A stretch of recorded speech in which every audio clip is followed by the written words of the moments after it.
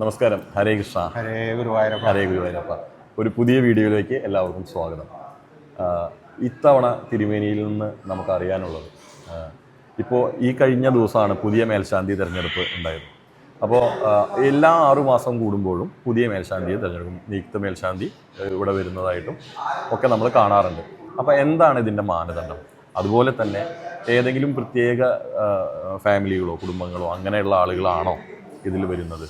കാരണം നമുക്കറിയാം, ഗുരുവായൂർ കീഴ്ശാന്തി കുടുംബം എന്ന് പറഞ്ഞാൽ തിരുമേനി ഉൾപ്പെടുന്ന വളരെ വലിയൊരു ഫാമിലികളുണ്ട്. അവരെ ആളുകളാണ് ആ കർമ്മങ്ങൾ ചെയ്യുന്നത്. അതുപോലെ തന്നെ ഈ മേൽശാന്തി ഈ നറുക്കെടുപ്പിനും അതിനെന്തെങ്കിലും മാനദണ്ഡങ്ങളുണ്ടോ, അതിനെക്കുറിച്ചിട്ടൊക്കെ ഒന്ന് വിശദമായിട്ട് അറിഞ്ഞാൽ വളരെ ഉപകാരം. ഹരേ ഗുരുവായൂരപ്പ. ശ്രീ ഗുരുവായൂരപ്പൻ്റെ മേൽശാന്തി ആകുവാൻ അർഹതപ്പെട്ട 2 ഗ്രാമത്തിലുള്ളവർക്ക് മാത്രമേ പറ്റുള്ളൂ. സുഖപുരം ഗ്രാമം, പെരുവനം ഗ്രാമം എന്നീ ഗ്രാമത്തിലുള്ള ഉത്തമ ബ്രാഹ്മണർക്ക് അവരുടെ പൂർവികർ യാഗം, ഭട്ടവൃത്തി എന്നിവയെല്ലാം ചെയ്ത ആ കുടുംബ പരമ്പരയിലുള്ളവർക്ക് മാത്രമേ ഗുരുവായൂർ അമ്പലത്തിൽ ഗുരുവായൂരപ്പൻ്റെ മേൽശാന്തിയാകുവാൻ പറ്റുള്ളൂ. അതായത് ഇതിലൊരു കാര്യം എനിക്ക് അറിയാനുള്ളത്, ഇപ്പോൾ 2 ഗ്രാമങ്ങൾ ഇത് ഏത് ഭാഗത്ത് വരുന്നതാണ്? അതെ, സുഖപുരം ഗ്രാമം എന്ന് പറഞ്ഞിട്ടുണ്ടെങ്കിൽ ഏകദേശം എടപ്പാള്, ശങ്കരംകുളം, നടുവട്ടം, വലിയ ദക്ഷിണാമൂർത്തിയുടെ അമ്പലമൊക്കെ ഉണ്ട് സുഖപുരം, ആ അമ്പലം. പിന്നെ പെരുവനം ഗ്രാമം എന്ന് പറഞ്ഞാൽ തൃശ്ശൂർ, ചേർപ്പ്, ആ ഭാഗങ്ങളൊക്കെ പെട്ടതാണ് ഈ പെരുവനം ഗ്രാമം, നമ്മുടെ പെരുവനം കുട്ടന്മാരുടെ. അപ്പോൾ ഈ പെരുവനം ഗ്രാമവും സുഖപുരം ഗ്രാമത്തിലും പെട്ട പൂർവികർ യാഗം കഴിച്ച ഇപ്പോഴുള്ള ആൾക്കാർ യാഗം കഴിച്ചവരറിയാം. അതിൽപ്പെട്ട കുടുംബത്തിൽപ്പെട്ട യാഗാധികാരമുള്ളവരും ഭട്ടവൃത്തി ഒക്കെ ഉള്ള ആൾക്കാരാണ് ഗുരുവായൂരപ്പൻ്റെ മേൽശാന്തി ആകുക. ഗുരുവായൂരപ്പൻ്റെ മേൽശാന്തി ആയാൽ 6 മാസമാണ് അവരുടെ സേവനം. അതെന്താ ഈ 6 മാസം നിജപ്പെടുത്തിയത് എന്ന് വെച്ചാൽ, ഈ കുട്ടിക്കാലം മുതലേ ഗുരുവായൂരപ്പൻ്റെ ഈ മന്ത്രങ്ങളും സ്വാധ്യായം വെച്ചാൽ എന്നും ജപിക്കുക. അങ്ങനെ ജപിച്ചിട്ട് ആ മന്ത്രസിദ്ധി വരുത്തിയ ആൾക്കാരെ അവരുടെ ആ സിദ്ധി മുഴുവൻ അവരുടെ മനസ്സിൽ ഉണ്ടാവും. ഈ സിദ്ധികളാണ് നമ്മൾ ഗുരുവായൂരപ്പനെ പൂജ കഴിക്കും തോറും ശ്രീ ഗുരുവായൂരപ്പനിൽ ലയിപ്പിക്കും. ആ ലയിപ്പിച്ച് ഭഗവാനെ നല്ല പോലെ പുഷ്ടിപ്പെടുത്തി ആ ഭഗവാന്റെ ഐശ്വര്യം വർദ്ധിപ്പിച്ച് ആ ഐശ്വര്യം മുഴുവൻ ഭഗവാനെ ദർശനം വരുത്തുന്നവർക്ക് ശ്രീ ഗുരുവായൂരപ്പൻ പ്രസരിപ്പിക്കും. അതാണ്. അപ്പം ഒരു മേൽശാന്തിക്ക് ഏകദേശം ഒരു 6 മാസത്തോളം ഉള്ള ഇതിനുള്ള കപ്പാസിറ്റികളെ ഉണ്ടാവുള്ളൂ. അപ്പോഴേക്കും അടുത്ത പുതിയ മേൽശാന്തി ഇതേമാതിരി മന്ത്രസിദ്ധി വരുത്തിയ പുതിയ ആൾക്കാർ അങ്ങനെ വന്നിട്ട് വേണം 6 മാസം കഴിക്കാൻ. നമ്മൾ ഈ ഗുരുവായൂരപ്പന് പൂജ കഴിക്കുമ്പോൾ നമ്മൾ ഭഗവാൻ ആവാഹിച്ച് കഴിഞ്ഞിട്ട് ഈ ഭഗവാന്റെ ബിംബത്തിലേക്ക് അർപ്പിക്കണം. അങ്ങനെ ശക്തി ഉണ്ടാക്കുകയാണ് ഈ പൂജാധികാരികൾ, പൂജ ചെയ്യുന്നവർ ചെയ്യുന്നത്. ആ ഇവരുടെ പൂജ ചെയ്ത ഭഗവാനെ ശക്തി കൂടുതൽ ഉണ്ടാക്കി ആ ശക്തി ഭഗവാനിലേക്ക് പ്രസിദ്ധീകരിക്കും. ചെറിയൊരു ഉദാഹരണം നമുക്ക് മനസ്സിലാവാൻ പെട്ടെന്ന് പറയുകയാണെങ്കിൽ, നമ്മൾ ഒരു ഇലക്ട്രിക് നിന്ന് നമ്മൾ പവർ ബാങ്കിലേക്ക് ശേഖരിച്ചു വെക്കും. ഈ പവർ ബാങ്കിൽ നിന്ന് മറ്റുള്ളതിലേക്ക് നമ്മൾ പ്രസരിപ്പിക്കും. അതാണ് ചെറിയൊരു മനസ്സിലാക്കാൻ തക്കവണ്ണം പറഞ്ഞത്. വളരെ നല്ലൊരു എക്സാമ്പിൾ. ഇന്നത്തെ കാലഘട്ടത്തിലെ ആൾക്കാർക്ക് മനസ്സിലാവാൻ, ഇപ്പോഴത്തെ ആൾക്കാർക്ക് പെട്ടെന്ന് മനസ്സിലാവാനുള്ള ഒരു സംഗതി. അപ്പോൾ ശാന്തിയായിട്ട് വരുന്ന ആളെ ശരിക്കും പറഞ്ഞാൽ ചെറുതായിട്ടൊരു പവർ ബാങ്കിനെ മാതിരിയും ഇത് അയാൾ ശേഖരിച്ചു വെച്ച ആ ഊർജ്ജം മുഴുവൻ ഭഗവാനിൽ ലഭിച്ച് ഭഗവാൻ അത് ഭക്തജനങ്ങൾക്ക് പ്രസരിക്കും.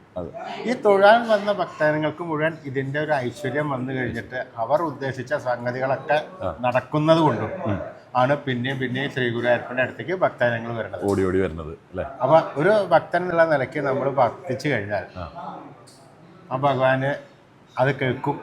ഭഗവാൻ അവരുടെ കാര്യം ആ സമയമാകുമ്പോൾ അത് ചെയ്തു കൊടുക്കും. അപ്പോൾ ഭക്തനെ സംബന്ധിച്ച് വിശ്വാസം കൂടി തീർച്ചയായിട്ടും ഭഗവാന്റെ അടുത്തേക്ക് പിന്നെയും വരണം. അതുപോലെ തന്നെ ഞാൻ ആളുകൾ പറഞ്ഞു കേട്ടിട്ടുള്ള ഒരു കാര്യമാണ്, നമുക്ക് നേരിട്ട് അറിയുന്നതോ അല്ലെങ്കിൽ ആരെങ്കിലും എഴുതി വെച്ചതോ വായിച്ചതോ അല്ല, ആളുകൾ പറഞ്ഞു കേട്ടിട്ടുള്ളത്, മീഡിയകളിലൊക്കെ കണ്ടിട്ടുള്ള ഒരു കാര്യം, അമ്മയെ പോലെയാണ് മേൽശാന്തി ഗുരുവായൂരപ്പൻ എന്ന് പറയുന്നത്. അതിൻ്റെ ഒരു ഇതെന്താ?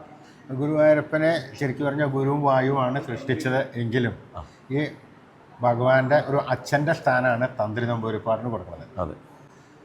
മേൽശാന്തി യശോദമ്മമാരിയാണ്. ഇതിനാണ് ശ്രീ ഗുരുവായൂരപ്പനെ നല്ലോണം ശുശ്രൂഷിക്കുവാനും ഭഗവാന്റെ എല്ലാ കാര്യങ്ങളും നോക്കുവാനും രാവിലെ ഭഗവാനെ എഴുന്നേൽപ്പിച്ച് കുളിപ്പിച്ച് ഭക്ഷണം വാരി കൊടുത്ത് ഭഗവാനെ അലങ്കരിച്ച് ഭഗവാന് വേണ്ട സംഗതികളൊക്കെ ചെയ്യുന്നത്. അപ്പൊ സ്വതവേ ഒരു ചെറിയ കുട്ടീനെ ആര് ചെയ്യും? അമ്മ ചെയ്യും. അതാണ് അമ്മയുടെ ഒരു സ്ഥാനം കൽപ്പിച്ചു കൊടുത്തിട്ടുള്ളത്. അപ്പോൾ എന്തായാലും 2 ഗ്രാമങ്ങളാണ് എന്ന് പറഞ്ഞു. പെരുവനം ഗ്രാമം, ശുഗപുരം ഗ്രാമം എന്ന് പറയുന്നത് എടപ്പാള്, നടുവട്ടം, അങ്ങോട്ട് കുറച്ച് വടക്കോട്ട് കുറച്ച് മാറിയിട്ട്, ഗുരുവായൂരിൽ വടക്കോട്ട് മാറിയിട്ട്, അതുപോലെ തന്നെ തൃശ്ശൂരിൻ്റെ ചേർപ്പ്, ചെവ്വൂര് ആ ഭാഗത്തു നിന്ന് തൈക്കാട്ടുശ്ശേരി അവിടെ നിന്നൊക്കെയാണ് ഈ 2 ഗ്രാമത്തിലുള്ളവർക്കാണ്. പിന്നെ അതിന് പ്രായത്തിൽ എന്തെങ്കിലും ഒരു പ്രായം എന്ന് വെച്ചിട്ടുണ്ടെങ്കിൽ ഇപ്പൊ 30 വയസ്സ് മുതൽ 60 വയസ്സ് വരെ ഉള്ള ആൾക്കാർക്ക് മേൽശാന്തിയായിട്ട് നറുക്കെടുക്കാൻ കൊടുക്കാൻ പറ്റും. അതൊരു പിന്നെ ഈ യാഗങ്ങള്, അതായത് കുടുംബത്തിലെ ആരെങ്കിലും മുൻകാലത്ത് ഈ യാഗം ശരിക്കും പറഞ്ഞാൽ 3 യാഗങ്ങളാണ് ബ്രാഹ്മണർ പറഞ്ഞത്. അതെ. ഒന്ന് ഒരു ആധാനം യാഗം. ആധാനം യാഗം കഴിച്ച ആൾക്ക് മാത്രമേ സോമയാഗം നടത്താനുള്ള അർഹതയുള്ളൂ. സോമയാഗം നടത്തിയ ആൾക്ക് മാത്രമേ അതിരാത്രം നടത്താൻ പറ്റുള്ളൂ. അത് ഓരോ സ്റ്റെപ്പായിട്ടേ ചെയ്യാൻ പറ്റുള്ളൂ. ഇതൊക്കെ ഭയങ്കര ബൃഹത്തായ ചടങ്ങുകളോടുകൂടി നടക്കുന്നതാണ്, യാഗങ്ങളാണ്. ഭയങ്കര സാമ്പത്തികമായിട്ട് ചെലവുള്ള സംഗതികളാണ്. ഈ അവസാനത്തെ അതിരാത്രം യാഗം നടന്നു കഴിഞ്ഞാൽ അതിരാത്രം യാഗത്തിന്റെ അവസാനം ആ യാഗാഗ്നി യാഗശാലയിൽ മുഴുവൻ കത്തിച്ചതിന് ശേഷം ഈ യാഗാഗ്നി ഈ ചെയ്ത അടിതിരിപ്പാട് എന്നാണ് അപ്പോൾ ആ പൊസിഷന്റെ പേര്, ഇദ്ദേഹം ഇല്ലത്തേക്ക് കൊണ്ടുവരണം. ഇല്ലത്തേക്ക് കൊണ്ടുവന്നു കഴിഞ്ഞ് ഈ ഇദ്ദേഹത്തിന്റെ മരണം വരെ ആ യാഗാഗ്നി കെടാതെ സൂക്ഷിക്കണം. അത് ശരി. അത് കെടാതെ സൂക്ഷിക്കാൻ മാത്രം പോരാ, രാവിലെയും വൈകുന്നേരവും ചെറിയൊരു ഹോമം അതിൽ ചെയ്യണം. ഈ ഇദ്ദേഹം മരിച്ചു കഴിഞ്ഞാൽ ഈ യാഗാഗ്നി കൊണ്ടുപോയിട്ടാണ് ഇദ്ദേഹത്തിന്റെ ശരീരം ദഹിപ്പിക്കുക. അപ്പൊ അത്രയും കാലം അദ്ദേഹം അത് മെയിൻറ്റെയിൻ ചെയ്യണം. അപ്പൊ ഈ യാഗം ചെയ്യുമ്പോൾ അദ്ദേഹവും അദ്ദേഹത്തിന്റെ പത്നിയും സമ്മതമാവണം. അപ്പൊ ഇദ്ദേഹത്തിന്റെ ഒപ്പം ഈ പത്നി ഇരിക്കണം. ഭയങ്കര ചിട്ടകളോട് കൂടിയിട്ടാണ് ഈ സംഗതികളും കൂടെ. പിന്നെ അദ്ദേഹത്തിന് അപ്പോൾ ആ ഒരു വീട്, ഇപ്പോൾ നമ്മൾ വീട്ടിലേക്ക് അഗ്നി കൊടുന്നു പറഞ്ഞാൽ പിന്നെ വീട് വിട്ടെങ്ങോട്ടും പോകാൻ, വീട് വിട്ട് പുറത്തേക്ക് പോകാൻ പാടില്ല. അപ്പൊ ഈ ആത്യമാര് യാഗം ചെയ്ത അഗ്നി അവര് വേണം ഇത് അനുഷ്ഠിക്കാൻ. പരമാവധി ഒരു സ്ഥലത്തേക്ക് പോകാൻ പറ്റില്ല. അങ്ങനെ ഒരു കെട്ടിയിട്ട മാതിരിയാണ് അദ്ദേഹത്തിന്റെ ജീവിതം. ഇത് മുഴുവൻ ശരിക്കും പറഞ്ഞാൽ ലോക നന്മയ്ക്ക് വേണ്ടിയിട്ടാണ് ഇവർ ചെയ്യുന്നത്. ഇവർക്ക് ശരിക്കും പറഞ്ഞാൽ ബുദ്ധിമുട്ടാണ്. ലോക നന്മയ്ക്ക് വേണ്ടിയിട്ടാണ് ഈ യാഗങ്ങളെല്ലാം നടത്തുന്നത്. അപ്പൊ ഇതിലൊരു ബ്യൂട്ടി എന്താ വെച്ചാൽ, ആ ലോക നന്മയ്ക്ക് വേണ്ടിയിട്ട് ഒരു കാര്യം തന്റെ ജീവിതവും ബാക്കിയുള്ള കാര്യങ്ങളൊക്കെ മാറ്റി വെച്ചിട്ട് അങ്ങനെ ചെയ്ത യാഗങ്ങൾ ചെയ്തിട്ടുള്ളവരുടെ പൂർവികരുള്ള പരമ്പരയാണ് നമ്മുടെ ഗുരുവായൂർ മേൽശാന്തി. നമ്മളൊരു മേൽശാന്തി വന്നു, ചുമതല എടുക്കണു, 6 മാസം കഴിഞ്ഞ് അവർ പോകുന്നു. അപ്പോൾ ഇതിന്റെ പിന്നിൽ ഇത്രയും വലിയ കാര്യങ്ങളുണ്ട്. കുറേയൊക്കെ നമ്മുടെ ഗുരുജനങ്ങൾ പറഞ്ഞിട്ടും മാതാപിതാക്കളും പാരമ്പര്യമായിട്ട് ആളുകൾ പറഞ്ഞു തന്നിട്ടൊക്കെ നമുക്ക് കുഞ്ഞു അറിവുകളുണ്ടെങ്കിലും ഇത്രയും വിശദമായിട്ടുള്ളൊരു വിവരണം ഇതിനെക്കുറിച്ചിട്ട് ഞാൻ ആരും പറഞ്ഞു കേട്ടിട്ടില്ല.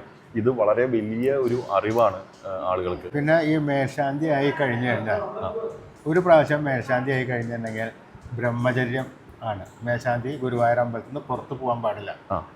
രാവിലെ 2 മണിക്ക് ഇദ്ദേഹം എഴുന്നേറ്റാൽ ഉച്ചയ്ക്കുള്ള പൂജ കഴിഞ്ഞതിന് ശേഷം മാത്രമേ ജലപാനം നടത്താൻ പാടുള്ളൂ. അത് ശരി. രാവിലെ 2 മണിക്ക് എണീറ്റാൽ അദ്ദേഹം വല്ല ഭക്ഷണം കഴിക്കണമെന്നുണ്ടെങ്കിൽ ഉച്ചയ്ക്ക് 1 മണിയാവും. പൂജ വഴുകുകയാണെങ്കിൽ അത് 2 മണിയാവാം.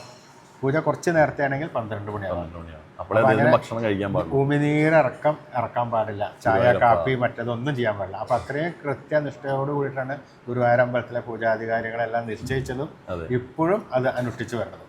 പിന്നെ ഈ 6 മാസം കഴിഞ്ഞാൽ പിന്നെ 2 കൊല്ലത്തേക്ക് ഇദ്ദേഹത്തിന് നോമിനേഷൻ കൊടുക്കാൻ പറ്റില്ല. ഇതിൽ പങ്കാളിയാവാൻ പറ്റില്ല. കാരണം അപ്പോഴേക്കും പിന്നെ ഈ 2 കൊല്ലം കൊണ്ട് ഇദ്ദേഹം മന്ത്രങ്ങളൊക്കെ ഉപാസിച്ച് അതിനുള്ള ശക്തി വരുത്തണം. പിന്നെ നമ്മൾ അപേക്ഷ കൊടുത്താൽ തന്നെ അപേക്ഷ തന്ത്രി നമ്പൂതിരിപ്പാട് പരിശോധിച്ച് അതിന് യോഗ്യമാണ് എന്ന് പറഞ്ഞാൽ നമ്മൾ കൂടിക്കാഴ്ചയ്ക്ക് വിളിക്കണം. കൂടിക്കാഴ്ചയ്ക്ക് വിളിച്ചു കഴിഞ്ഞാൽ തന്ത്രി നമ്പൂതിരിപ്പാട് മന്ത്രം ചെല്ലാൻ പറയുന്ന സമയത്ത് നമ്മൾ യാതൊരു തെറ്റും കൂടാതെ മന്ത്രം ചെല്ലണം. ചിലപ്പോൾ ആരോഹണമായിട്ടും അവരോഹണമായിട്ടും ചോദിക്കും. ഉടനടി അത് നമ്മൾ ചൊല്ലിക്കൊടുക്കണം. ഒരു പ്രാവശ്യം മേൽശാന്തി ആയിരുന്നു എന്നുള്ള യാതൊരു തരത്തിലുള്ള പരിഗണനയും അവിടെ ഉണ്ടാവില്ല. അത് ചെല്ലാൻ പറയുന്ന സമയത്ത് ആ മന്ത്രം ചെല്ലാൻ പറ്റിയിട്ടില്ലെങ്കിൽ അദ്ദേഹത്തിനെ ആ ലിസ്റ്റിൽ നിന്ന് പുറത്താക്കും. അപ്പൊ യാതൊരു മുൻഗണനയും ഇതിലില്ല എന്ന് പറയാം. അത്രയും നിഷ്കർഷയോട് കൂടിയിട്ടാണ് ഇത് നടത്തുന്നത്. അത് കഴിഞ്ഞു വന്ന് ഗുരുവായൂരപ്പന്റെ മുഖമണ്ഡപത്തിൽ വെച്ചിട്ട് വിജയികളായ എല്ലാവരുടെയും പേര് വിളിക്കും, ഒരു വെള്ളിക്കുടത്തിലിടും. ഇപ്പോഴത്തെ മേൽശാന്തി ഗുരുവായൂരപ്പനെ തൊഴുത് പ്രാർത്ഥിച്ച് വന്നു കഴിഞ്ഞ് ഗുരുവായൂരപ്പനെ സാക്ഷി നിർത്തി ആ വെള്ളിക്കുടത്തിൽ നിന്നും ഒരു നറുക്ക് എടുക്കും. അതാണ് ആ ഭാഗ്യവാൻ. ഇനി സേവിക്കാൻ പോകുന്ന ഭാഗ്യം. ആ ഭാഗ്യവാൻ ഇക്കുറി കിട്ടിയത് നമ്മുടെ കവപ്രമാണത്ത് അതെ അച്യുതൻ നമ്പൂതിരിപ്പാട്. അതെ അതെ, ഞാൻ കണ്ടിരുന്നു. അപ്പോൾ ഇതിലെല്ലാം ഇത്രയധികം ചടങ്ങ്, ഇത്രയധികം പ്രോസസ്സ് ഉണ്ട് എന്നുള്ളതും, ഇതിന്റെ പുറകിൽ ഇത്രയ്ക്കധികം ആളുകളുടെ എഫേർട്ട് ഉണ്ട് എന്നുള്ളതും, ഇത്രയ്ക്കധികം കഴിവും യോഗ്യതയുള്ള ആളുകളെയാണ്, അത് ജന്മ പരമ്പര തൊട്ടിട്ട് ഇത്രയധികം പ്രാവീണ്യമുള്ള ആളുകളെയും യോഗ്യതയുള്ള ആളുകളെയും ഈ ഒരു പൊസിഷനിലേക്ക് എടുക്കണം എന്നുള്ളതൊക്കെ കുറേയൊക്കെ അവർക്ക് അവിടുന്ന് ഇവിടുന്നൊക്കെ ആളുകൾക്ക് അറിയുന്നെങ്കിൽ ഇത്ര വിശദമായിട്ട് ഒരു വിവരണം അത് ആദ്യമായിട്ടായിരിക്കും നമ്മളത് കൊടുക്കുന്നുണ്ടാവുക.